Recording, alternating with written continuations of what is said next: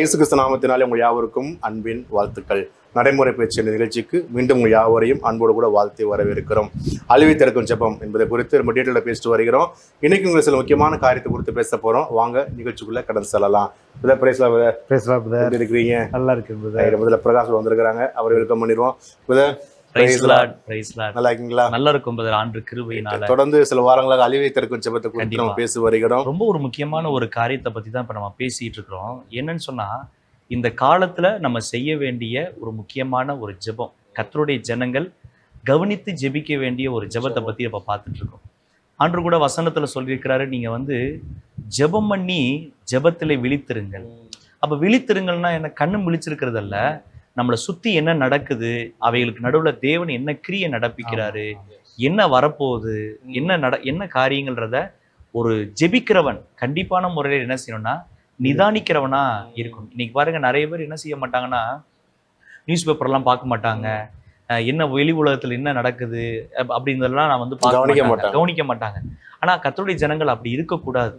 ஒரு தேசம் சார்ந்து இருக்கக்கூடிய காரியங்களை, ஒவ்வொரு விஷயங்களையும் ரொம்ப டீட்டெயிலா உள்ள போய் அரசியல்லாம் நம்ம ஒன்றும் பேச வேண்டாம். ஆனா அந்த தேசத்தை பத்தின ஒரு அடிப்படையான தகவல்கள் நமக்கு தெரிஞ்சிருக்கணும். தேசத்தினுடைய நிலை நமக்கு தெரிஞ்சிருக்கணும். ஏன்னா நீங்க தகவல் தெரியாம எப்படி நீங்க ஜெபம் பண்ணுவீங்க ஒரு காரியத்துக்காக? அப்போ ஒரு அடிப்படை நமக்கு கண்டிப்பான முறையில நமக்கு தெரிஞ்சிருக்கணும். நம்முடைய தேசத்தினுடைய நிலை இன்னைக்கு என்னவா இருக்குது, பொருளாதாரத்தினுடைய நிலை என்னவா இருக்குது, இது என்ன மாதிரியான சூழ்நிலைகளுக்குள்ள நம்ம கொண்டு போயிட்டு இருக்குது அப்படிங்கிறதெல்லாம் நம்ம கர்த்தருடைய ஜனங்கள், அதுவும் குறிப்பா கர்த்தருடைய சமூகத்துல ஜெபிக்கிற ஜனங்கள் என்ன செய்யணும்னா, இது எல்லா காரியங்களையும் ரொம்ப குறிப்பா நம்ம கவனிக்கணும். ஏன்னா நம்ம ஒரு விஷயங்களை நம்ம இந்த மாதிரி கவனிக்க நம்ம ஆரம்பிக்கும் போது தான் கர்த்தர் என்ன சொல்ல வரான்றதும் நமக்கு புரிய வர ஆரம்பிக்கும். இப்போ நம்முடைய தேசத்தை பத்தி நமக்கு ஒரு அபிப்பிராயம் நமக்கு இருக்கும். இப்போ பாத்தீங்கன்னா சமீப காலமாக இந்தியாவுக்கும் பாகிஸ்தானுக்கும் நடுவுல சில காரியங்கள், அந்த ஒரு மனதுல சில குறைபாடுகள் நடந்து, சில இந்த எல்லையில சில பிரச்சனை நடக்கிறதெல்லாம் சமீபமா நடந்துட்டு வர்றதை நம்ம பார்த்துக்கிட்டு இருக்கிறோம். நம்ம இப்ப நமக்கு மனசுல பாகிஸ்தானை பத்தி நமக்கு ஒரு அபிப்பிராயம் இருக்கும். ஆனா கர்த்தர் பாகிஸ்தானை என்ன நினைக்கிறாரு? ஏன்னா ஆண்டவர் எல்லாருக்காகவும் ரத்தம் சிந்திருக்கிறாரு. இந்தியாவுக்காக மட்டுமா ரத்தம் சிந்திருக்கிறாரு? அங்க இருக்கிற பாகிஸ்தானுக்காகவும் தான் ரத்தம் சிந்திருக்கிறாரு. அப்ப அவர்களும் நம்மை போலதான், அவர்களும் சொல்ல போனா நம்முடைய ஜனங்கள் அப்படின்னு தான் நம்ம சொல்லணும். அப்ப கர்த்தருடைய ஜனங்களுடைய மனதுல ஒரு காரியத்துக்காக ஜெபிக்கும் போதும், தேசத்துக்காக ஜெபிக்கும் போதும் கர்த்தருடைய மனநிலையை முதல்ல நம்ம என்ன செய்யணும்னா புரிந்து கொண்டு நம்ம ஜெபிக்கிறவங்களா நம்ம இருக்கணும். நான் இதை ஆபிரகாமுடைய லைஃபை வச்சே நான் சொல்லலாம். என்னன்னு சொன்னா, அவர் சோதோம் குமரா பட்டணத்துக்கும் ஆபிரகாமுக்கும் எந்த சம்பந்தம் இல்லை. ஏன்னா கர்த்தர் ஆபிரகாம் அழைச்சு கொண்டு அவரை அந்த வனாந்தரத்துல கொண்டாந்து நிறுத்தி, நீ கண்களை ஏறெடுத்து பாரு, நீ பார்க்கிற இந்த பூமிய நான் உனக்கு பின்னாடி ஒரு பெரிய தலைமுறையே வரப்போகுது, அவங்க கையில நான் ஒப்பு கொடுக்க போறேன், வானத்து நட்சத்திரத்தை பாரு, என்ன முடியுமா, அவ்வளோ கோடிக்கணக்கான ஜனங்கள் இந்த தேசத்துல குடியிருக்க போறாங்க அப்படின்னு சொல்லி கர்த்தர் பேசினார். அப்படி இருக்கும்போது சோதோம் குமரா பட்டணத்துக்கோ மற்ற காரியங்கள்லாம் அவருக்கு ஒன்றும் பாரப்பட வேண்டிய அவசியம் இல்லை. அவருக்கு அதை பத்தி, அவர் அங்க போய் வாழவும் இல்லையே. சோதோம் குமராலியா போய் அவர் அங்க போய் தங்கி இருக்கிறார், அந்த மாதிரி எல்லாம் எதுவும் இல்லை. ஆனா ஏன் ஜெபம் பண்ணாரு? சோதோம் குமரா பட்டணத்தை பத்தி கர்த்தர் இந்த மாதிரி நான் அந்த தேசத்தை அழிக்க போறேன்னு சொல்லும் போது ஏன் ஜெபம் பண்ணாருன்னா, கர்த்தருடைய மனநிலைமையை அவர் புரிஞ்சிருந்தார். என்னதான் துன்மார்க்கர்களா இருந்தாலும் ஆண்டவர் ஒரு மனுஷனை அழிக்கும் போது சந்தோஷப்பட்டு அழிக்க மாட்டார், சாவு விரும்ப மாட்டார். அந்த சோதோம் குமரா பட்டணம் அழியும் போது அதை சுத்தி இருக்கிறவங்க வேணா ஒருவேளை நகைத்திருக்கலாம். கர்த்தருடைய மனநிலைமை யோசித்து பாருங்க. ஐயோ இந்த ஜனங்கள், ஏன்னா கர்த்தருடைய படைப்பு இல்லையா, என்னுடைய நாசியின் சுவாசம் ஐயோ அக்னிக்கு இரையா போகுது, இந்த ஜனங்க அக்கிரமத்தினால அழியிறாங்களே, இவனுக்கு ஒரு நல்ல செய்தியை சொல்லி அந்த அழிவிலிருந்து மீட்கிறதுக்கு ஒருவன் இல்லையான்ற எவ்வளவு ஏக்கம் இருந்திருக்கும். அந்த ஏக்கத்தை ஆபிரகாம் அறிஞ்சதுனாலதான் ஆண்டுடைய சமூகத்துல அவர் அந்த பட்டணத்துக்காக ஜெபிக்கிறார். நம்முடைய பார்வைக்கு ஆபிரகாம் போரானது தெரியுது, ஆனா கர்த்தர் தான் எதிர்பார்த்திருக்காரு. ஆமா, இதுக்காக ஒரு ஆள் ஜெபிக்க மாட்டானா? ஏன்னா ஆண்டவர் தான் ஆபிரகாம்கிட்டே சொல்றாரு, ஆபிரகாமுக்கு தெரியாது அந்த பட்டணம் அழிய போகுதுன்னு. அந்த பட்டணத்தை நான் அழிக்க போறேன், ஏன்னா அக்கிரமத்தினுடைய அளவு என் சமூகத்தை எட்டுதுன்னு சொன்னையும் அந்த தேவனுடைய மனதில் இருக்கிற அந்த பாரத்தை ஆபிரகாம் தன்னுடைய ஆவியில உணர்றாரு. ஐயோ கர்த்தர் மனதை துடிக்குதே அந்த பட்டணம். அப்பதான் முழங்கால் படியிட்டு, ஆண்டவரே 50 நீதிமான்கள் இருந்தா அந்த பட்டணத்தை காப்பாத்தி இல்லாமே அப்படி சொல்லி. இதுல நீங்க சொல்லும் போது நல்லா ஒரு காரியம் புரியுது. அந்த பட்டணத்துல லோத்து இருக்கிறாரு, ஆனா லோத்தை மீன் பண்ணி ஆபிரகாம் ஜெபிக்கல. ஆமா, அப்படி 50 நீதிமான்கள் தான் அவர் ஜெபம் பண்றாரு. அப்ப அவருடைய ஜெபம் லோத்தையோ அவருக்கு அதெல்லாம் எந்த இதுவுமே அவருக்கு இல்லை. ம். ஆண்டவர் ஒரு பட்டணத்தை அழிக்க போறேன்னு சொல்றாரு. ம். அந்த பட்டணம் பாதுகாக்கப்படணும், பாதுகாக்கப்படணும். ஜனங்கள் பாதுகாக்கப்படணும். ஆமா. அவங்க நீதி நிமித்தமா அவங்க வந்து அழிக்கப்படுறதுக்கு ஒரு இதுவா இருந்தா கூட ம். ஒரு கிருபை கிடைச்சிராதா, ம். ஒரு இறக்க ஆண்டவர் கொடுத்து அந்த பட்டணத்தை அழிவிலிருந்து காப்பாத்திர மாட்டாரான்னு அவருடைய ஏக்கம். ம். ஒரு 10 நீதிமான்கள், ஆமா. அதான் அவர் ஆண்டவர்கிட்ட கேட்கிறாரு. ம். ஒரு 10 பேராவது இருக்க மாட்டாங்களா ஆண்டவரே, அவங்க நிமித்தமா அந்த பட்டணம் பாதுகாக்கப்பட்டுறாதா ஆ. அப்படின்னு ஆண்டவர்கிட்ட வந்து ஒரு இறக்கத்துக்காக அவர் ஜெபிக்கிறார். ம். வந்து லோத்து வந்து பாதுகாக்கப்படுறாரு. ம். அது வந்து ஆண்டவர் ஒரு கிருபை கொடுத்தா ஒரு கூட இறக்கத்தினால பாதுகாக்கப்பட்டிருக்கலாம். ம். ஆனா வந்து ஒரு வார்த்தை கூட ம். அவருடைய சுயநலமா ம். எந்த ஜெபமுமே இல்லைன்றது ஆமா. அந்த இல்ல, சப்ஜெக்ட். இன்னைக்கு சமீப காலமா நான் சில செய்திகள் கேள்விப்பட்டதை வச்சுதான் நான் சொல்றேன். நான் யாரையும் குறையா சொல்லல. இஸ்ரேல் காசால வந்து ரொம்ப காலமா வார் நடந்துகிட்டே இருக்குது. இஸ்ரேல் தேசத்தின் சமாதானத்துக்காக நம்ம ஜெபிக்கணும். அப்ப காசால இருக்கிற ஜனங்கள்லாம் வந்து ஆண்டுடைய ஜனங்கள் கிடையாதா? அப்ப அவங்களாம் சத்துரு அழிவுக்கு பாத்திரம்னு நம்ம நினைக்கிறோம். நமக்கு வந்து ஒரே ஒரு சத்துரு, அவன் சாத்தான். அவன் ஒருவன் மட்டும்தான் நம்ம எதிர்க்கப்பட வேண்டியவன். அவனுடைய அழிவை நம்ம கண்டிப்பா நம்ம சொல்லணும். அந்த அழிவை எதிர்பார்க்கணும். அது வந்து அது உண்மையா. ஆனா ஜனங்கள் வந்து அழிவுக்குரியவர்கள் கிடையாது. ஏன்னா அவங்க ஒருவேளை அவங்க வந்து வேறு மதத்தை சேர்ந்தவங்களா இருக்கலாம், வேற ஒரு சமுதாயத்தை சேர்ந்தவங்களா இருக்கலாம். ஆனா அவங்களுக்காக ஒரு ரத்தம் சிந்தப்பட்டிருக்குது, கல்வாரியில சிந்தின ரத்தம். இந்த ரத்தத்தை தவிர வேற மீட்பும் இல்லையே. இன்னைக்கு அந்த மீட்பின் செய்தி நமக்கு வந்ததுனாலதானே இன்னைக்கு நம்ம உட்கார்ந்து இன்னைக்கு ரட்சிக்கப்பட்டிருக்கோம். இந்த இடத்துல நம்ம உட்கார்ந்து பேசிக்கிட்டு இருக்கோம். இல்லைன்னா ஏதோ ஒரு அழிவுல நம்மளுடைய லைஃப்லாம் முடிஞ்சு போயிருக்குமே. பிரதர், நான் வந்து ரட்சிக்கப்படுறதுக்கு முன்னாடிலாம் என்னுடைய லைஃப்ல ரொம்ப ஒரு மோசமான ஒரு நிலையில இருந்துச்சு. ஒருவேளை எனக்கே தெரியுது, ஒருவேளை ஆண்டவர் என்னை மீட்கல அப்படின்னா கண்டிப்பா நான் வந்து ஏதோ ஒரு சந்தர்ப்பத்துல ஒண்ணு என்னுடைய கைகாலை இழந்திருப்பேன், இல்லைன்னா என்னுடைய ஜீவன் ஏதோ ஒரு விதத்துல பாதிக்கப்பட்டிருக்கும். ஏன்னா லைஃப் ஸ்டைலே நமக்கே தெரியுது அந்த மாதிரி ஒரு மோசமான ஒரு நிலைமை. ஆகவே நம்ம வந்து என்ன கவனிக்கணும்னு சொன்னா, ஜெபிக்கிறவங்களுக்கு கர்த்தருடைய மனநிலைமை நமக்கு முதல்ல. ஆமா. ஏன்னா ஒரு பட்டணம் அழிக்கப்படணும்னு கர்த்தர் வந்து சொல்லும்போது அது சந்தோஷமாலாம் வந்து சொல்றது இல்ல. அவருடைய மனசுல எவ்வளவு பாரம் இருந்திருக்கும். அந்த சோதம் குமரா பட்டணத்தை குறித்து எவ்வளவு பாரப்பட்டிருப்பாரு.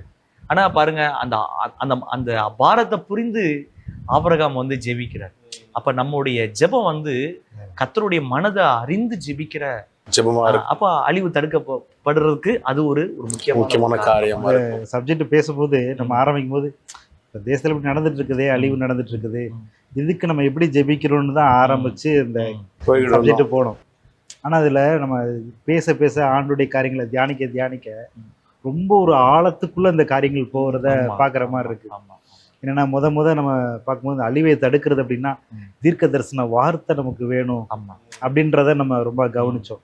அதுக்கடுத்து பார்க்கும்போது அந்த தீர்க்க தரிசன வார்த்தைக்கு நம்ம எப்படி ரியாக்ட் பண்றோம், கேட்ட உடனே நம்முடைய மனதுக்குள்ள அது என்ன செய்யுது, அப்ப அந்த வார்த்தைக்கு எவ்வளவு தூரம் ஆண்டவருக்குள்ள வார்த்தைக்கு கனம் கொடுக்குறோம் அப்படின்றத நம்ம ரொம்ப கவனிக்கணும். அதுக்கப்புறம் தன்னுடைய இருதயத்தை தாழ்த்தி, மனதை தாழ்த்தி தேவனுடைய சமூகத்துல மனம் திரும்பி, அப்ப அந்த தேசத்துக்காக அவங்க வந்து கதறும் பொழுது, கண்ணீர் வடிக்கும் பொழுது, உபவாசம் பண்ணும் பொழுது ஒரு பாதுகாப்பு உண்டாது. இன்னொன்னு, இப்ப நம்ம பேசும்போது ஆண்டவருடைய பாரம், அந்த இருதயம், தேவனுடைய அந்த அவர் சொல்ல வர காரியத்தை குறித்து என்ன நினைவோடு ஆண்டவர் பேசுறாரு. ஒரு அழிவு நினைவா இருக்கட்டும், இல்ல வந்து சோதம் குமரவா இருக்கட்டும், அவர் அந்த அழிவை சொல்லும் போது அவருடைய இருதயம் எப்படி இருக்குது, அவர் சந்தோஷமா சொல்றாரு, இல்ல அவருடைய இருதயம் எப்படி துக்கப்படுது, அதை கவனிக்கணும். அந்த பாரத்தை புரிந்து கொள்ளணும் அப்படின்றத இந்த சப்ஜெக்ட்ல நம்ம பாக்குறோம். ஸோ நம்ம ஒவ்வொரு காரியங்களும் தியானிக்கும் பொழுது ஆண்டவருடைய காரியங்களை இன்னும் ரொம்ப இன்டிப்தா நம்ம வந்து அறிந்து கொள்றதுக்கு அது ரொம்ப. நீங்க நல்லா பாருங்க, இப்ப வந்து நோவா காலத்துல ஒரு அழிவு வருது. ஆனா நோவாட்ட வந்து கர்த்தர் வந்து என்ன சொன்னாருன்னா, கொப்பேறு மரத்தினால ஒரு பேழையை உண்டாக்கணும், அந்த பேழையினுடைய மெஷர்மெண்ட்ஸ் அதை பத்தி எல்லாம் கர்த்தர் வந்து சொல்லியிருக்கிறாரு. அவ்வளோ டீட்டெயிலா கர்த்தர் பேசினாரு. ஆனா அந்த ஜனங்களுக்கு போய் நீதியை பத்தி பிரசங்கம் பண்ணலாம் கர்த்தர் சொல்லல. ஆனா நோவா போய் என்ன செஞ்சாருன்னா, கர்த்தருடைய நீதியை வந்து குறித்து பிரசங்கம் பண்ணினார் என்று வேதத்துல பாருங்க. அது ஏன் அப்படின்னு சொன்னா, பாரம், கர்த்தருடைய மனதில் இருக்கிற பாரம். என்னதான் இருந்தாலும் கர்த்தரால் உண்டாக்கப்பட்ட ஜனங்கள் தானே. ஐயோ இந்த தேசம், ஆண்டவரே இந்த உலகம், இந்த பட்டணத்துல இருக்கிற ஜனங்க உம்மால உண்டாக்கப்பட்ட சிருஷ்டிப்புகள் இல்லையா, இவங்க ஒரு நிமிஷத்துல அழிக்கப்படுறாங்க, உங்க மனசு எவ்வளவு துக்கப்படும். அதனால ஓடி போய் அந்த 8 பேரை தாண்டி ஒருத்தனாவது அந்த பேழைக்குள்ள வந்துட மாட்டானா என்கிற ஒரு ஆதங்கம். அதனாலதானே போய் நீதி குறித்த ஒரு பிரசங்கம் பண்ணிருக்காரு. ஆனா அவங்க பேலியாளின் மக்களா இருந்தாங்க. நோவாவுடைய பிரசங்கத்தை அவங்க ஏற்றுக்கொள்ளல, அது வேற காரியம். ஆனா அந்த பாரம் பாருங்களேன், அவங்களை ஏதோ ஒண்ணு செய்ய வைக்குது, ஒண்ணு ஜெபிக்க வைக்குது, இல்லைன்னா போய் அந்த எச்சரிப்பின் செய்தியை ஜனங்களுக்கு போய் சொல்லும்படிக்காவது அவங்கள கொண்டு போகிறது மாதிரி கர்த்தர் ஒரு மனிதனோடு இடைப்படுவதற்கு இந்த பாரத்தை புரிந்து கொள்கிற சுபாவம் நமக்குள்ள கடந்து வரணும். அப்ப என்னோட தேவன் இடைப்படணும்னா முதலாவது தேவனுடைய பாரத்தை புரிந்து கொள்ற சுபாவம் எனக்குள்ள கடந்து வந்துச்சுனாலே கர்த்தர் என்னோடு இடைப்படுவதற்கு ரொம்ப ரொம்ப ஒரு நெருங்கின உறவுக்குள்ள வரும்ல. கண்டிப்பா. நான் சமீபமா தீர்க்கதரிசி ஐயாவுடைய ஒரு செய்தியில ஒரு காரியம் கேட்டேன். கர்த்தர் ஒரு மனிதனோட எப்ப பேசுவாரு, கர்த்தருடைய சத்தத்தை எப்ப நம்ம கேட்க முடியும் அப்படின்னு சொன்னா அதுக்கு ரொம்ப ஒரு எளிமையான ஒரு காரியத்தை சொல்லி கொடுத்தாங்க. கர்த்தருடைய மனதை நம்ம புரிந்து நம்ம அதுக்காக ஜெபிக்க முற்படுறோம்ல, அப்படி முற்படும் போது அந்த மனிதனிடத்துல கண்டிப்பா கர்த்தர் பேசுவார். அதான் கீ. கர்த்தர் பேசுற சத்தத்தை பேசுங்க பேசுங்க ஆண்டவரேன்னு சும்மா அப்படி உட்காந்து கேட்கறது இல்ல, ஆண்டுடைய மனதை புரிந்து அவரை தேடுகிற அந்த இறுதி. நீங்க சங்கீதத்திலேயே நம்ம வாசிக்கிறோமே, கர்த்தரை தேடுகிற உணர்வு உள்ளவன் உண்டோ. கர்த்தரை எல்லாரும் தேடுறாங்க. எப்படி தேடுறோம் அப்படின்னு சொன்னா நம்மளையும் கூட நம்ம உட்படுத்தி தான் நம்ம சொல்லணும். நம்ம தேவைக்காக தேடுறது வேற. நம்மளுக்கு ஒரு ஆசீர்வாதம் தேவை, ஒரு சுகம் தேவை, ஒரு விடுதலை தேவை, இது எல்லாரும் தானே தேடுறாங்க. ஆனா அது அல்ல, ஆண்டவர் சொன்ன வார்த்தை அதல்ல. இதெல்லாம் தாண்டி கர்த்தர் என்ன நினைக்கிறாரு, அவர் மனசுல என்ன இருக்குது, அவருடைய காரியம் என்ன, அதுக்கு நம்ம ஏதாவது ஒண்ணு செய்ய முடியுமா, அப்படி ஒரு உணர்வோட தேவனை தேடக்கூடிய ஸ்பிரிச்சுவல் மெச்சூரிட்டி. கண்டிப்பா இப்படிப்பட்ட இருதயம் நமக்கு கண்டிப்பா வேணும். நம்ம எஸ்தருடைய புஸ்தகத்துல நம்ம வாசிக்கும் போது கூட அங்கேயுமே ஒரு யூத ஜனங்களுக்கு ஒரு அழிவு உண்டாகுது. ஆமான் மொர்தெகாய்க்கு விரோதமா தான் வர்றான். ஆனா அந்த சப்ஜெக்ட்ல நம்ம பார்க்கும்போது மொர்தெகாயை மட்டும் அவர் தண்டிச்சிருக்கலாமே அப்படின்னு நமக்குள்ள ஒரு கேள்வி வருது. ஏன் மொர்தெகாயை மட்டும் தண்டிக்காம அந்த தண்டனையை யூத ஜனங்கள் எல்லாரும் மேலேயும் அதை கொண்டு வந்தாங்க அப்படின்றது ஒரு கேள்விக்குரிய அந்த இடத்துல நமக்கு உண்டாகுது. ஏன் வனங்களைன்னா யார் வனங்களையோ அவங்கள தானே நீங்க தண்டிக்கணும், அவங்களுக்காக சில காரியங்களை நீங்க ஏற்படுத்தலாம். அப்ப இது அந்த மனிதனை தாண்டி வேற ஒரு ஒரு ஒரு அழிவுக்கு நேரம் அந்த தேசத்தை முற்றிலுமா இதோட அவங்க இருக்கவே கூடாது அப்படின்னு சொல்லி இந்த காரணத்தை வச்சு ஒரு திட்டமிட்ட ஒரு காரியத்தை கொண்டு வர மாதிரி சத்துரு அந்த இடத்துல தந்திரத்தை கொண்டு வர. ஒரு தனி மனிதனுடைய பிரச்சனைய தனி மனிதனுடைய காரியமா கொண்டு போகல, அது ஒரு தேசம் தழுவின அளவுக்கு, அதை ஒரு பெரிய அளவுக்கு அதை கொண்டு வர்றாங்க. அப்ப இவன் யாரு, இவன் இந்த யூத கோத்திரத்தை சேர்ந்தவன், இந்த யூத ஜனங்கள் இவங்க. அப்ப இவனை மாத்திரம் அல்ல, இந்த கூட்டத்தையே நம்ம அழி. இது இது என்ன கான்செப்ட்? உனக்கு மொர்தெகாயோட பிரச்சனைனா மொர்தெகாய்க்கு உங்களுக்கு என்ன அப்படி டீல் பண்ணிதான் அது வேற மாதிரி போயிருந்திருக்கும். ஆனா ஆமான் அப்படி செய்யல. மொர்தெகாயை சார்ந்து இருக்கக்கூடிய அவனுடைய இனத்தையே அழிக்கணும், பயன்படுத்திக்கலாம். இது ஒரு சத்துருனுடைய திட்டம் தானே அது. அப்ப நம்ம அதை பார்க்கும்போது உடனே மொர்தெகாயை பார்த்தீங்கன்னா தன் வஸ்திரத்தை கிழித்து கொண்டு தேவனுடைய சமூகத்துல அப்படியே உபவாசம் இருக்கிறார். அதை பார்க்கும்போது எஸ்தர் ராஜாத்தி அவங்களும் ஒரு அறிக்கையை வெளியிடுறாங்க. 3 நாள் நம்ம புசிக்கவும் கூடாது, இந்த தண்ணி எதுவும் குடிக்காம ராத்திரி முழுவதும், ராத்திரி பகல் 3 நாள் நீங்க உபவாசம் பண்ணுங்க, நான் ராஜாவை போய் சந்திக்கிற வரைக்கும் அந்த உபவாசத்தை நிறுத்தாதீங்க, நானும் என் தாதிமார்களும் நாங்க சேர்ந்து உபவாசம் பண்றோம் ஆண்டவர்னு சொல்லி அவ உபவாசம் பண்றாங்க. அப்ப தேவனிடத்துல தன்னை தாழ்த்தி தேவட ஜனங்களுக்காக போய் நிற்கும் பொழுது ஆண்டவர் அந்த ஜனங்களுக்கு அந்த அந்த ஜெபத்தை கேட்டு டக்குன்னு ஒரு விடுதலை. பாதிக்கப்பட்ட ஜனங்கள் தான் ஜெபம் பண்றாங்க, எஸ்தர் மட்டும் பண்ணல. அந்த கடந்த எபிசோட்ல பிறகு சொல்லியிருந்தாங்க, ஒரு அழிவு வரணும்னா அந்த அழிவுக்கு யாருக்கு வரப்போகுது பர்டிகுலர் ஜனங்கள் ஜெபம் பண்ணணும் அப்படின்னு நம்ம பேசியிருந்தோம். இங்கேயும் பாத்தீங்கன்னா எஸ்தர் ஜெபம் பண்றாங்க, அந்த இஸ்ரேல் ஜனங்களும் 3 நாள் உபவாசம் பண்ணி ஜெபம் பண்றாங்க. மொர்தெகாய் அழுகிறாரு, ரெட்டுடுத்தி உட்கார்ந்துருக்கிறாரு. அதே போல எஸ்தர் ராஜாத்திக்கு அறிவிக்கப்படுது. எஸ்தர் ராஜாத்தி அவங்க தாதிமார்களோட முடிச்சிருந்திருக்கலாம். ஆனா இஸ்ரேல் ஜனங்கள், யூத ஜனங்கள் எல்லாருமே என்ன பண்றாங்க, இல்ல அதுல நீங்க சொன்ன காரியத்துல மொர்தெகாய் ஒரு அழிவு வரப்போகுதுன்ற அந்த செய்தியை அவர் கேள்விப்பட்ட உடனே முதல்ல அவர் செஞ்ச விஷயத்த பாருங்களேன். உடனே ரெட்டு உடுத்தி உடனே சாம்பல்ல தான் போய் உட்கார்றாரு. இந்த செய்தி அங்க உள்ள அரண்மனைக்குள்ள இருக்கக்கூடிய எஸ்தருக்கு அறிவிக்கப்படுது, ராஜஸ்திரிக்கு அறிவிக்கப்படுது. அங்கிருந்து தன்னுடைய தாதிமார்களை அழைச்சி என்ன செய்யறாங்கன்னா அவங்க ட்ரெஸ் எல்லாம் கொடுத்து விடுறாங்க. நீங்க எதுக்கு இப்படி உட்கார்ந்துருக்கீங்க, நல்ல ட்ரெஸ் போடுங்கன்னு சொல்லிட்டு. ஆனா அவர் அதை புறக்கணிச்சதாக வேதத்துல நம்ம பார்க்கிறோம். அப்ப இங்க கூட பாருங்களேன், தன்னுடைய ஜனங்களை குறித்த ஒரு பாரம் இல்லைங்களா? ஏன் தான் நல்லா தானே இருக்கிறோம், ஜனங்கள் அழிஞ்சா என்ன, அரண்மனையில் இருக்கிற நான் நல்லா தானே இருக்கிறேன், அப்படி அவர் நினைக்கல. இதே மாதிரிதான் நெகேமியாவையும் நம்ம அதுல வந்து கவனிக்கிறோம். அரண்மனைக்குள்ள ராஜாவுக்கு பக்கத்துல பானபாத்திரக்காரனா இருக்காரு. அவருக்கு என்ன பிரச்சனை? லைஃப் ஸ்டைல், ஒரு அற்புதமான ஒரு லைஃப் ஸ்டைல், ஒன்றும் பிரச்சனை இல்லை. ஆனா பாருங்களேன், தன்னுடைய ஜனங்கள் அழிஞ்சு போனதை குறித்தும் அலங்க இடிக்கப்பட்டதை குறித்தனையும் உடனே உபவாசம் பண்ணி தாழ்த்தி, இந்த உணர்வுலாம் ஏன் அப்படி நடக்குதுன்னா, அவங்க இருதயத்துல தேவனுடைய உணர்வு அவங்களால உணர முடியுது. அப்ப தன்னுடைய ஜனங்களுக்கு இப்படி ஒரு அழிவு வரப்போகுதுன்னு தெரிஞ்ச உடனேயும் அந்த வஸ்திரத்தெல்லாம் விலக்கி தனக்கு உண்டான மேன்மையெல்லாம் துறந்து, அப்போ நான் இந்த எபிசோடு வர்றதுக்கு முன்னாடி கூட நானும் பிரதர் சும்மா உட்காந்து பேசிக்கிட்டு இருந்தோம். என் பிரதர் அவர் முருதைக்காய் பேசாம ஒரு சலாம் போட்டுட்டு போயிருந்தாருன்னா எதுக்கு இந்த லிட்டரேட்டர் எழுதியிருக்க மாட்டார்ல. அப்போ அவங்க ரொம்ப அழகா ஒரு பாயிண்ட் சொன்னாங்க. யூதர்களுக்கு வந்து எப்பயுமே வந்து ஒரு அவங்களுக்குன்னு சில எத்திக்ஸ் அவங்க வச்சிருக்கிறாங்க.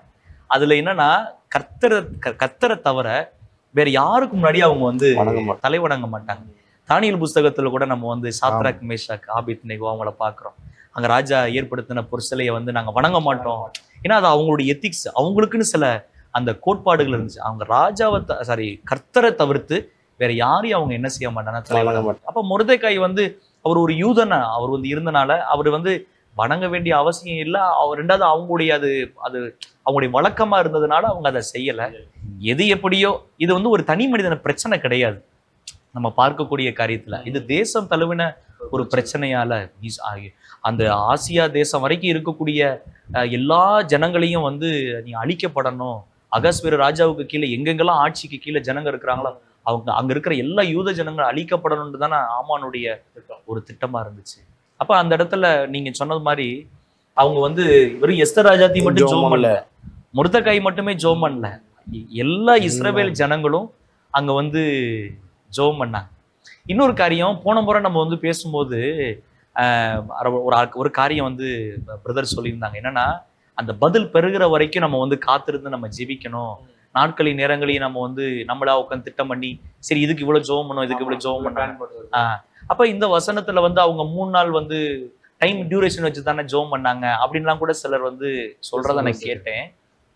ஆனா அவங்க வந்து எதுக்கு ஜோம் பண்ணாங்கன்னா, 3 நாளுக்கு அப்புறம் நான் ராஜாவை போய் பார்க்க போனோம், அதுக்காக அவங்க ஆயத்தப்படுத்துறாங்க கர்த்தருடைய இரக்கத்தை பெரும்படிக்கு இருக்கு. ஏன்னா அந்த சந்தர்ப்பமானது ரொம்ப குறுகின காலத்துல நமக்கு இருக்குது. அப்ப வந்து கர்த்தர் என்ன எதிர்பார்க்கிறாருன்னா, ஒரு அழிவு வரப்போகுது அப்படின்னா அந்த அழிவுக்கு உண்டான அந்த டியூரேஷன், அந்த அழிவு நடக்க போகிற அந்த டியூரேஷனுக்கு நடுவுல கர்த்தருடைய ஜனங்கள் என்ன செய்யறாங்க பாக்குறாங்க. அப்ப இந்த பக்கம் பாருங்க, மொர்தெக்காய் வந்து தன்னுடைய நலமான வஸ்திரத்தை விளக்குறாரு, ஒரு விலைக்கரையும் கொடுக்குறாரு, அதுக்கு ரெட்டில சாம்பல்ல உட்காராரு, எஸ்தரை திட்டுறாரு. நீங்க நல்லா வாஸ்து பாத்தீங்கன்னா ஆமா இல்லையா, அவர் வந்து சொல்றாரு, ராஜ மேன்மையே உனக்கு கிடைச்சது, இந்த ராஜ மேன்மை உனக்கு எப்படி கிடைச்சதுன்னு அவரு ஆவேசமா அவங்க உட்காந்து காரணமே வருதா அதுக்கு காரணமே. இப்போ அந்த பாரத்தை வந்து எஸ்தருக்குள்ள கடத்துறாரு. நீ உனக்கு பாரம் இல்லையா, அந்த மேன்மை உனக்கு எதுக்கு கிடைச்சிச்சு அப்படின்னு சொல்லி உடனே அந்த காரியத்தை அவங்களும் புரிந்து கொண்டு, நானும் என் தாதிமார்களும் நாங்க உபவாசம் பண்ணி நாங்க இதுக்காக ஜெபம் பண்றோம், ராஜாட்ட பேசணும், ஏன்னா டைம் இல்ல. இன்னொன்னு, அந்த எஸ்தர் ராஜாத்தி உள்ள போறாங்க, ராஜா வந்து அந்த கைக்கோளை வந்து நீட்டணும். ஆமா, நீட்டலைன்னா ராஜாத்தியா இருந்தாலும் அவங்க அடுத்து ராஜாக்கு முன்னாடி வர முடியாது, அவ்வளவுதான். அவங்களுடைய சாப்டரே முடிஞ்சிருச்சு, எஸ்தருடைய வாழ்க்கையே அதோட முடிஞ்சிருச்சு. அப்ப அதுக்கு தான் அவங்க வந்து ஆயத்தமாகறாங்க தேவன் முன்னாடி, எனக்காக ஜெபம் பண்ணுங்க, எனக்காக உபவாசம் இருங்க. நாங்க போய் நிற்கும் போது அவருடைய செங்கோலை வந்து அவர் நீட்டி அவர் வரவேற்றுறணும். நீங்க வரவேற்றுட்டா அடுத்து இவங்க என்ன காரியங்கள் சொல்லணுமோ, இவங்களுடைய என்ன ஆப்ளிகேஷனோ அதை வந்து அவங்ககிட்ட ராஜாட்ட சொல்லிடலாம். போகும்போதுமே அவர் டக்குன்னு அவர் ஏதோ ஒரு மைண்ட்ல அவர் வரவேற்கல அப்படின்னா அவங்களுடைய இது முடிஞ்சிருச்சு. ஸோ அப்போ அதை தான் தேவனிடத்துல ஒரு இறக்க வேணும். நான் போகிற காரியங்கள் அது வாய்க்கணும்னு சொல்லி தான் என்ன பண்றாங்க, அந்த ஜெபத்தையே அவங்க ஒரு டியூரேஷன் வச்சு அந்த டியூரேஷனுக்குள்ள அவங்க வந்து அதை செய்யறாங்க. கண்டிப்பா நம்ம அந்த எஸ்தருடைய புஸ்தகத்துல நம்ம படிக்கும்போது அந்த ஜனங்கள் வந்து தன்னுடைய ஜனங்கள் பாதுகாக்கப்படுவதற்காக ஜெபம் பண்றாங்க. ஆனா நடந்த காரியம் பாருங்களேன், அந்த அழிவுக்கு திட்டமிட்ட காரணமான அந்த சத்ருவையும் அந்த ஜெபத்தினுடைய முடிவுல கர்த்தர் வந்து அதை சங்கரித்து போட்டுறாரு. எந்த தூக்கு மரத்துல மொர்தெக்காயை தொங்க விடணும்னு சொல்லி நினைச்சானா அதே தூக்கு மரத்துல தூக்கி போடும்படி பாருங்களேன். அப்ப வந்து வசனத்துல நம்ம என்ன பாக்குறோம்னா, காரியம் மாறுதலாய் முடிந்தது. அப்ப இந்த மாறுதலா முடிகிறது எங்க நடந்துச்சுன்னு சொன்னா, கர்த்தருடைய ஜனங்கள் ஆண்டுடைய பாதத்துல. இன்னைக்கு ஒருவேளை சூழ்நிலை இப்படி இருக்கும், ஒருவேளை கர்த்தர் தீர்க்க தரிசனமாவே சொல்வார், இந்த பட்டணம் கவிழ்க்கப்பட போகுது, உங்க தேசத்துக்கு ஒரு பெரிய அழிவு வரப்போகுது, கர்த்தர் தான் சொல்லியிருப்பார். ஆனா கர்த்தருடைய ஜனங்கள் உடனே தங்களை தாழ்த்தி அந்த வார்த்தை நிறைவேறாதபடிக்கு ஆணுடைய சமூகத்துல திறப்பட நின்று நம்ம வந்து கதறி கண்ணீர் விட்டு நம்ம ஜெபம் பண்ணா கண்டிப்பா எஸ்தருடைய வாழ்க்கையில மாத்திரமல்ல இன்றைக்கும் நம்முடைய தேசத்துல காரியத்தை கர்த்தர் மாறுதலா கண்டிப்பா நம்ம இரக்கத்தை தேடாம ஒருவேளை அவங்க அந்த ஜனங்கள் எல்லாமே ஆமானுக்கு விரோதமா ஜெபம் பண்ணி இருந்தாங்கன்னா ஜெபம் கேட்கப்பட்டிருக்கோமா நமக்கு தெரியல பிரதர். அப்ப தேவ சமூகத்தை இரக்கத்தை பெறணும். ஆமா, நம்ம லைஃப்லயே ஒரு பிரச்சனையை நம்ம அனுபவிக்கிறோம்னா அந்த பிரச்சனைக்கு யார் காரணம்? அந்த மனிதனுக்கு விரோதமா ஜெபம் பண்றோம். ஆண்டவர் இந்த மனிதனுக்கு விரோதமா பண்றது. ஆனா தேவ சமூகத்துல ஒரு உபவாசம் பண்ணி நம்ம தேவ இரக்கத்தை பெற்றுக்கொண்டோம்னா இந்த நிலைமையை நம்ம இந்த காரியங்கள் மாறல கர்த்தர் மாற்றுவார்ல. என்ன அப்படின்னு சொன்னா சில நேரங்கள்ல புரிதல்ல சில தவறுகள் நடக்கும் பொழுது அவங்க ஏதாவது தப்பா ஜெபம் பண்ணிடுவாங்க. ஆனா மற்றபடி என்னன்னா அதான் நம்ம ஜெபிக்கிறவங்க முதல்ல வந்து தேவனுடைய மனநிலைமையை புரிந்து இப்ப இதுக்கு எப்படி ஜெபம் பண்றது, இதுக்கு என்ன செய்யலாம் அப்படிங்கிறது. ஏன்னா அந்த இடத்துல வந்து எல்லாமே கொஞ்சம் கூட காலதாமதமே இல்லாம இந்த செய்தி வந்து வெளியே வந்த உடனே முருதகை உடனே அங்க தாழ்த்துறாரு, ரெட்டு உடுத்தி கொள்றாரு, சாம்பல்ல உட்கார்றாரு, உடனே எஸ்தரை கூப்பிட்டு வான் பண்றாரு. ஒரு எச்சரிப்பு செய்தின்னே நம்ம சொல்லலாமே. அது வந்து ஒரு ப்ராஃபிட்டிக்கல் மெசேஜ் தானே. இப்படி ஒரு அழிவு வரப்போது, நீ உன்னை என்னன்னு கவனி அப்படின்னு சொல்லி உடனே அவங்க அங்க தாழ்த்துறாங்க. கால இடைவெளி இல்லாம உடனே அவங்க அந்த இடத்துல என்ன செய்யறாங்க, ஒரு குயிக் ரியாக்ஷன். கண்டிப்பா இப்ப கர்த்தர் நீங்க வந்து நம்ம வந்து ஒரு காரியம் பேசுறாருன்னா நம்ம அதுக்கு என்ன விதமா நம்ம ரியாக்ட் பண்றோம் அப்படிங்கிறது நம்ம ரொம்ப முக்கியம். நம்ம நல்லா தானே இருக்கிறோம், இது வந்தா நமக்கு வந்து கடற்கரைக்கு ஒரு ஆபத்து வரப்போகுது, கடற்கரைக்கு தானே ஆபத்து வரப்போகுது, அதனால நமக்கு என்ன ஆக போகுது, காஷ்மீர்ல தானே வந்து தீவிரவாத தாக்குதல் வருது, அதனால நமக்கு அப்படி கிடையாது. அது நம்முடைய தேசம், நம்முடைய ஜனங்கள், அந்த பாதிப்பு நாளைக்கு நமக்கும் உண்டு. அது நம்மளும் அதுக்கு வந்து கணக்குள்ளவர்கள நம்ம இருக்கிறோம். அப்ப வந்து அதுதான் தேவனுடைய மனநிலைமையை நம்ம வந்து புரிந்து தேவனுடைய பார்வை நமக்குள்ள இருக்கணும். கரெக்ட், ரொம்ப அழகா நமக்கு வந்து முக்கியம். நம்ம மோசையுடைய அந்த சப்ஜெக்ட்ல நம்ம பார்க்கும் பொழுது இஸ்ரேல் ஜனங்களை அவ்வளவு தூரத்துக்கு அவர் கடினமா கஷ்டப்பட்டு நடத்தி கொண்டு வர்றாரு. அவங்கள ப்ரிப்பேர் பண்ணி எல்லாம் கொண்டு வந்து வைக்கும் பொழுது ஆண்டவர் தான் நடத்துறாருன்னு எல்லாமே அவங்களுக்கு தெரியும். யெகோவா தான் எங்கள் தேவன், நாங்கள் அவரை ஆராதிக்க தான் போகிறோம், எல்லாமே தெரிஞ்சிருந்தாலும் மோசே இல்லைன்ன உடனே கண்டுக்குட்டியை செஞ்சுட்டாங்க. கண்டுக்குட்டியை செஞ்சு அதை வழிபடுறதுக்கு எங்களை வனாந்தரத்தில் கூட்டிட்டு வந்தது யாரு அப்படின்னா கண்ணுக்குட்டி தான் எங்களை கூட்டிட்டு வந்தது அப்படின்னு சொல்லி அதை உடனே சேவிக்க ஆரம்பிச்சிட்டாங்க. அப்போ ஆண்டவருடைய கோபம் அவங்க மேலே வர ஆரம்பிச்சிருது. அப்போ ஆண்டவர் மோசேட்ட வந்து சொல்றாரு, நீ விலைக்கு அந்த ஜனங்களை நான் அழிக்க போறேன். அப்போ நம்ம இந்த இடத்துல பார்க்கும் போதும் இந்த ஜனங்களுக்கு ஒரு அழிவு அந்த இடத்துல வர்றதை நம்ம பார்க்குறோம், அந்த செய்தி வர்றதை நம்ம பார்க்குறோம். அப்போ இந்த ஜனங்கள் தெரிஞ்சவங்க தானே, ஆண்டவரை பற்றி தெரியும், ஆண்டவருடைய வழிநடத்தலை பற்றி தெரியும், அற்புதங்களை பார்த்தவங்க, ஆண்டவர் யாருன்னு தெரியும், எப்படி வழி நடத்தினாருன்னு தெரியும். இவ்வளோ எகிப்தியர் அவ்வளோ படைகள் வந்த போது கூட அவங்க எல்லாத்தையும் மடங்கடித்து நம்மள ஆண்டவர் உயிர் தப்பிக்கப்படினாரே, நம்மளை அந்த அக்கறையிலேருந்து கூட்டிட்டு வந்தாரே, எல்லாம் தெரிஞ்ச ஜனங்கள் தான். ஆண்டவருடைய வழி நடத்துதல அவருடைய எல்லா காரியங்களையும் பெற்றுக்கொண்டவங்க ஒரு செகண்ட்ல என்ன பண்ணிட்டாங்கன்னா இந்த கண்ணுக்குட்டி தான் எங்களை வழி நடத்தணும்னு சொல்லி ஆண்டவருக்கு விரோதமா அப்படியே அவங்க போறத பார்க்கலாம். இல்ல அந்த இடத்துல வந்து ரொம்ப நல்ல டாபிக் அது. வந்து ஆண்டவர் வந்து என்ன சொல்லுவாருன்னா, நீ விலகிக்க, நான் இந்த ஜனங்களை அழிச்சிடுறேன், ஒண்ணு நான் பெரிய ஜாதி ஆக்கிடுவேன். பரவாயில்லையே, நல்லா இருக்கு,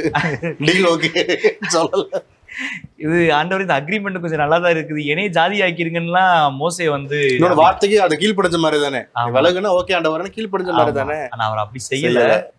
அவர் வந்து தன்னுடைய ஜனங்களுக்காக ஜெபிக்கும் போது ஜீவ புஸ்தகத்துல என் பேரை கிறுக்குங்க ஆண்டவரே அப்படின்னு சொல்றாரு. இந்த வார்த்தையை வந்து பிரதர் இது வந்து நாளைக்கு நம்ம கூட அப்படிலாம் சொல்ல முடியுமான்னு எனக்கு தெரியல. ஆனா மோசே வந்து அப்படி தேவ சமூகத்துல போராடி ஜனங்களுக்காக எழுதப்படுகிறதே எவ்வளவு பெரிய பாக்கியம். ஒரு இப்படி சொன்னா நடக்கும்னு நினைக்கல, உண்மையில சொல்றாரு. ஹார்ட்ஃபுல் டாபிக் அது. ஆமா, ஆனாலும் பாருங்களேன், அவர் வந்து போய் அவர் ரொம்ப அழகா ஒரு வார்த்தை சொன்னார். என்னன்னா, ஆண்டவரே நீங்க இந்த ஜனங்களை எகிப்துல இருந்து எதுக்கு கூட்டிட்டு வந்தீங்கன்னா, வனாந்தரத்துல பர்பஸா அவங்களை அழிக்கிறதுக்கு தான் கூட்டு வந்தீங்கன்னு சத்துருக்கள் உங்களுடைய நாமத்தை தூசிச்சிருவாங்களே, அதெல்லாம் நீங்க நினைச்சு பாருங்க, உங்களுடைய நாம தூஷிக்கப்பட்டா நாங்க எங்க போவோம். அவருடைய கவலை பாருங்களேன், அவருடைய பாரம் பாருங்களேன். இன்னொரு அவர் என்ன சொல்றாருன்னா, ஆபிரகாமை நினைச்சு பாருங்க, ஈசாக்கு நினைச்சு பாருங்க. இந்த இடத்துல ஆபிரகாமை கூட்டு வந்து நீங்க அவர்கிட்ட என்ன சொன்னீங்க, உன்னுடைய ஜனங்களுக்கும் சந்ததிக்கு இந்த தேசத்தை நான் கொடுப்பேன்னு நீங்க சொன்னீங்களே, அதெல்லாம் மறந்துடுவீங்க, அது மறக்கப்பட்டு போயிருமே ஆண்டவரே. இந்த வாக்கு ஒரு கருத்தான ஜெபமா இருக்கு, கருத்தான ஒரு ஜெபம் பாருங்க. அதான் ஆண்டவருக்கு தெரியாம இல்ல, அந்த பாரம் அவர் அழுத்தது. ஆமா ஆமா, அப்ப அந்த இடத்துல அந்த தேவனுடைய மனநிலைமையை புரிந்து கொண்டு கொள்கிறார். அந்த இடத்துல மோசே அவர் செய்த அந்த ஜெபம் பாருங்களேன், அந்த அந்த ஒரு மனிதனுடைய ஜெபம், ஒரு மனிதனுடைய ஒரு ஜெபம் ஒட்டுமொத்த இஸ்ரவேல் ஜனங்களையும் அந்த வனாந்தரத்துல அழித்து போடாதபடிக்கு கர்த்தர் வந்து அந்த இடத்துல பாதுகாக்கிறத நம்ம பாக்குறோம். எவ்வளவு ஆச்சரியமா இருக்கு. கண்டிப்பா இங்கிட்டு ஆண்டவர் நிக்கிறாரு, அவங்க தலைமையில ஒரு அழிவு நிக்குது, ரெண்டுக்கு இடையில மோசே நிக்கிறாரு. அது பார்க்கும்போது எவ்வளவு ஒரு இது. அவர் மோசே நினைச்சிருந்தா அவர் என்னையே தான் ஜாதி ஆக்குவேன்னு சொல்லிட்டாருல்ல, அப்ப அவர் பாட்டுல அவருடைய வேலைகளை பார்த்துட்டு போயிருந்திருக்கலாம். ஆமா, அந்த ஜனங்கள் நம்ம சொல்லும் போது கேட்க மாட்டேன்றாங்க, என்னையே ரொம்ப கஷ்டப்படுத்துறாங்க, ஆண்டவரே முதல்ல அவங்கள அழிங்க அப்படின்னு அவர் ஒரு வார்த்தை சொல்லல, ஆண்டவரை நினைவு கூறுறாரு. கலங்க வந்துடக்கூடாதுன்னு, நாமம் தூசிக்கப்படக்கூடாது, நீங்க சொன்ன வாக்குதத்தை நிறைவேறாம போயிடக்கூடாது. அப்ப ஆண்டவருடைய வார்த்தையை தான் அவர் நினைவு கூறுறாரு, நினைவு கூர்ந்து அந்த ஜெபிக்கிறார். ரொம்ப நல்ல தேசத்துல வந்து அழிவுகள் என்பது எதை அடிப்படையா கொண்டிருக்குதுன்னு சொன்னா, கர்த்தருடைய கோபத்தினால தேசத்துல அழிவுகள் வந்து வரும். அது வந்து 3 விதத்துல வேதம் காட்டுது. ஒண்ணு வந்து கொள்ளை நோய்கள். கொள்ளை நோய்களினால ஆண்டு வந்து கர்த்தருடைய கோபம் இறங்குச்சுன்னா கொள்ளை நோய்களினால அழிவுகளை வந்து கர்த்தர் அனுப்புவார். 2வது காரியம் இருக்குது, அது என்னன்னா இயற்கையை வந்து அதற்கு எதிராக அந்த அழிவுக்கு நேராக ஆண்டவர் வந்து திருப்புவார். கர்த்தருடைய கோபம் உண்டாகும் போது இயற்கையினால அழிவுகளை ஆண்டவர் அனுமதிப்பார். அது கடல்களினாலேயோ அது நெருப்புனாலேயோ ஏதோ ஒரு ரூபத்தில், ஆனால் இயற்கையினால அழிவு வரும். அது 3வது ஒரு காரியம் இருக்குது, அதுவும் அது பயங்கரமான காரியம். என்னன்னா சத்துருக்கள் கையில வந்து ஒப்பு கொடுத்துருவாங்க. அப்படி சத்துருக்கள் கையில ஒப்பு கொடுக்கப்பட்டு பாதிக்கப்பட்ட ஜனங்கள் கூட அழிவை சந்திச்சுட்டாங்க. அந்த அழிவுல இருந்து மீந்து இருக்கிற ஜனங்களை பாதுகாத்ததை பத்தி தான் நம்ம நெகேமியா புஸ்தகத்துல நம்ம வாசிக்கிறோம். அலங்கெல்லாம் இடிஞ்சு போய் அழிவை சந்திச்சு அது நிர்கதியா. ஏன்னா நீங்க நல்லா யோசிங்க, கூரையே இல்லாத ஒரு வீட்டுக்குள்ள நம்ம இருந்தா எப்படியோ அந்த மாதிரி அந்த பட்டணத்தை சுத்தி மதில்களே இல்லாம ஜனங்க அப்படி இருக்கிறாங்க. எந்த நேரத்துல என்ன வேணா நடக்கலாம் அவங்களுக்கு. அப்படி ஒரு நிலையில அவங்க உயிரை கையில பிடிச்சி இருந்துகிட்டு இருக்கிற நிலையில நெகேமியா அந்த நேரத்துல கூட போய் ஒரு உபவாசம் பண்ணி தாழ்த்தி ஜோம் பண்ணி அழிவுக்கு அப்புறமா மறுபடியும் அவங்களுக்கு அங்க ஒரு பெரிய ஒரு ரீஸ்டோரேஷன் அந்த இடத்துல செய்கிறத நம்ம பார்க்கிறோம். அநேக காரியங்கள் குறித்து நம்ம பேசிட்டு வருகிறோம். நிகழ்ச்சியுடைய முடிவுக்கு நம்ம வந்துட்டோம். ஆமா, அந்த அழிவை தடுக்கும் ஜெபத்துல வந்து நம்ம அநேக காரியங்களை பார்த்தோம். சரி, நேயர்களுக்காக சின்ன ஒரு கிறிஸ்பா நம்ம சொல்ல விரும்புறேன். அப்ப வந்து கர்த்தருடைய வார்த்தை, அந்த அழிவை குறித்து சொல்லப்படுகிற வார்த்தையில முதல்ல கவனம் உள்ளவர்களா இருக்கணும். 2வது மனபாரம் உள்ளணும். அப்படின்னா தேவ சமூகத்தை தம்மை தாழ்த்தணும். உபவாசம் இருந்து தேவனுடைய பாரத்தை புரிந்து கொண்டு ஜெபிக்கும் பொழுது வர வேண்டிய ஆபத்திலிருந்து அந்த அழிவை தடுக்கும்படிக்கான ஒரு ஜெபத்தை நம்ம ஏறெடுக்கலாம். அப்படி ரொம்ப டீட்டெயில்டாக பார்த்தோம். அடுத்த வாரம் வேற ஒரு காரியத்தை குறித்து நம்ம பேச போறோம். அவன் நேயர்களுக்கும் ரொம்ப இது ஒரு ஆசீர்வாதமா இருக்குன்னு நான் கர்த்தருக்குள்ள விசுவாசிக்கிறேன். சரி, அடுத்த வாரம் வேறு டாபிக்ல வந்து சந்திப்போம். என்ன நேயர்களே, அழிவை தடுக்கும் ஜெபத்தை குறித்து நாங்கள் பேசின ஒவ்வொரு காரியத்தை ரொம்ப கவனமாக கவனித்திருப்பீங்க. உங்களுக்கு கண்டிப்பான முறையில் ரொம்ப ஆசீர்வாதமாக இருந்திருக்கும். அநேகருக்கு இந்த நிகழ்ச்சியை குறித்து நீங்களும் ஷேர் பண்ணுங்க, அவங்களும் இதெல்லாம் தெரிந்து கொள்ளணும். ஒரு சரியான புரிதலோடு ஒரு ஜெபத்தை ஏறெடுக்கணும். தொடர்ந்து நிகழ்ச்சியை குறித்து நீங்கள் அநேகருக்கு அனுப்புங்க. அடுத்த வாரம் தொடர்ந்து எங்களோடு கூட நீங்கள் இணைவதற்கு மறவாதிருங்க. கர்த்தர் உங்களை ஆசீர்வதிப்பாராக. ஆமென். இன்றைக்கு நம்ம நிறைய சுயமான தீர்க்க தரிசனம் பல இடங்களில் வருகிறது. தீர்க்க தரிசி விட்டுருங்க, தீர்க்க தரிசனங்களே பல இடத்துல வந்து சுயமாகி வருகிறது. கண்டிப்பாக. அப்போ இது எந்த தீர்க்க தரிசனம் கர்த்தரால் அனுமதிக்கப்பட்ட ஒரு தீர்க்க தரிசனம்? இது கர்த்தருடைய வார்த்தை தான், கர்த்தருடைய வெளிப்பாடு தான், கர்த்தர் தான் அது வந்து உரைக்கிறாரு அப்படின்னு சொன்னால் அதை எப்படி நம்ம அடையாளப்படுத்திக் கொள்வது, எப்படி அதை தெரிந்து கொள்வது? தீர்க்கதரிசனம் இருக்குது அப்படின்னு நம்புகிறோம். கர்த்தர் தான் அதை பேசுகிறாரு அப்படின்னு அந்த சகோதரன் சொல்கிறாரு. பழைய ஏற்பாடு காலத்தை குறித்து சொல்கிறாரு, புதிய ஏற்பாடு காலத்தில் அந்த தீர்க்கதரிசனம் இருக்குதுன்னு சொல்கிறாரு. ஆனால் அந்த தீர்க்கதரிசனம் எவ்வகையாய் வகைப்படுத்தப்படுவது? இது அது பரிசுத்த வேதத்தில் உள்ள தீர்க்கதரிசி சுயமாய் பேசாமல் அது வேதத்தில் உள்ள தீர்க்கதரிசிகள் போடுறது.